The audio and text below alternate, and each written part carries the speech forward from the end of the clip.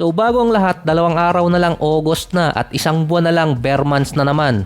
Ito na yung mga player na makakasecure ng another record para sa 2026 season. Base ito sa traction ng kanilang karir mula 2025 papasok ng 2026. Ang una dyan, si Lebron. Unahin ko na to kasi baka mahuli pa. Kapag nagsimula na yung season sa 2026, si Lebron ang magiging official na unang player na merong 23 season. Parang jersey number niya at parang naging kanta rin ni Busta Rhymes. Nasa 50 games ang kailangan ni Lebron para malagpasan si Robert Parrish sa all-time record na may pinakamaraming games na nalaro sa NBA na inabot siya ng 21 season. Si Lebron na kasi ang leader ngayon pagdating sa minutes played, field goal attempts, points at syempre yung turnover. Kailangan ni Lebron ng nasa 2,816 points para maabutan ang unbreakable record na 45,000 points sa karir niya. Yung 40,000 points mahirap nang i-break yun, kaya kapag inabot pa ni Lebron ang 45,000 hanggang katapusan na ng mundo, hindi na mabibreak yun. Aabutin ni Lebron yun next season kung siya ay makakalaro ng 70 games at magkakaroon ng average na 41 points per game. Ang may hawak naman ng record na may pinakamaraming panalo na NBA player ay si Kareem, 1,074 sa regular season. Si Lebron, meron namang 1,009 wins. Kailangan niya ng 5 or 6 wins para naman malagpasan si Robert Parrish sa ikalawang pwesto. At kailangan niya pa ng mahigit 60 wins para lagpasan naman si Kareem. Yung sunod naman dito, dahil merong nakaabang na expansion team, ang Minnesota ang isa sa posibleng malipat ng East kung sakali. Base ito sa discussion online at sa geography. Nagbakals pa ako dun pero dito papasok si Anthony Edwards na papasok na rin ang ika-6 na season. Siya yung young player na nakapasok ng 2 beses na magkasunod sa West Finals. Kinapos pa rin sa Finals at Championship. Pero na-break niya ang franchise record ng Minnesota na hawak dati ni Kevin Garnett. Si Anthony Edwards magiging 24 years old by August 5. Kailangan niya ng 903 points para maging top 4 or top 5 youngest player na umabot ng 10,000 points. Siya ang una ulit magiging pinakamabilis na player na umabot ng 10,000 points since Carmelo Anthony. Magiging mas bata pa siya kay Tatum ng 1 taon at mahigit 100 days. Masasama siya sa listahan ng mga elite player tulad ni Lebron, KD, Kobe, Carmelo at kung mag-a-average si Edwards ng at least 25 points per game, aabutin siya ng 36 or 37 games.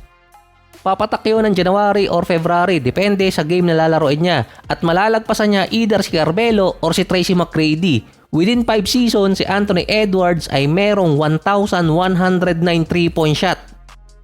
Last year, siya ang leader pagdating sa 3-point field goal made, 320 sa buong season. Base kasi sa stats, si Steph merong 905 3-point shots sa first 5 season niya sa NBA. Lamang si Edwards ng 204 3-point shot. Pero sa buong record, lamang pa si Steph ng 2,949 na 3-point shot kay Edwards. So medyo malayo pa yun. Nasa pang 130 na sa ranking si Anthony Edwards pagdating sa 3-point field goal made. Kailangan na lang ni Edwards ng 117, pasok na siya sa top 100. Sa rate na yan, aabutin siya ng 30 games. Para pumatak siya ng top 50, kailangan niya ng 437.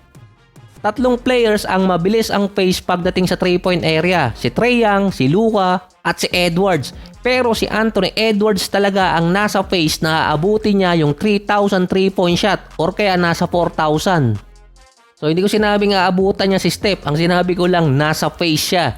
Umabot man si Edwards ng 10 or 12 years at kung makakalaro siya ng 70 games sa next 10 years, nasa rate din si Edwards na abutan yung 4,000 3-point shot. Or papasok siya ng at least top 5 or top 8 mula sa 3-point area.